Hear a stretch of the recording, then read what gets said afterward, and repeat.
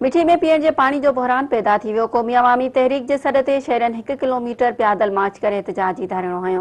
क़ौमी अवामी तहरीक जे सॾ ते शहर जे मुख़्तलिफ़ इलाइक़नि खे केतिरनि ई ॾींहनि खां पीअण जे पानी जी फ़रहामी बंदि हुजण ख़िलाफ़ कुंडी स्टॉप बाईपास वटां पैदल मार्च कयो वियो।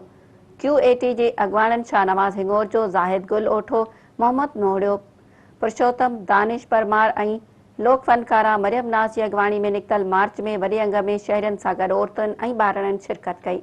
बाईपास वटां निकितल एहतजाजी मार्च शहर जे मुख़्तलिफ़ रस्तनि खां थींदे कश्मीर चौक पहुतो, जिते धरणो हयो वियो। सख़्त नारेबाज़ी करे मेन रोड खे बंदि कयो वियो। उन मौक़े ते अॻवाननि ॻाल्हाईंदे चयो त शहर में पीअण जे पाणी जी फ़रहामी 2 महीननि खां बंदि आहे। इंतिज़ामिया टैंकरनि ज़रिए पाणी विकिरो करे रही आहे। शहर जी समूरियुनि कॉलोनियुनि में पीअण जो पाणी न मिलण करे आवाम हिकु दफ़ो ॿीहर जर जो ज़हरीलो पाणी पीअण ते मजबूर आहे। हुननि चयो त शहर जे 21 रहाइशी कॉलोनियुनि जो पाणी बंदि करे यज़ीदियत जो मिसाल क़ाइमु कयो वियो आहे। इंतिज़ामिया सियासी बोतारनि ऐं कामोरनि खे टैंकरनि ज़रिए पाणी पहुचाए थी, आवाम दरपदर आहे। अॻवाननि चयो त पब्लिक हेल्थ इंजीनियरिंग खाते जे कामोरनि जी नाअहली ऐं करप्शन जो सिंध सरकार फौरी नोटिस वठी पीअण जे पाणी जी फ़रहामी खे यकीनी बणाए।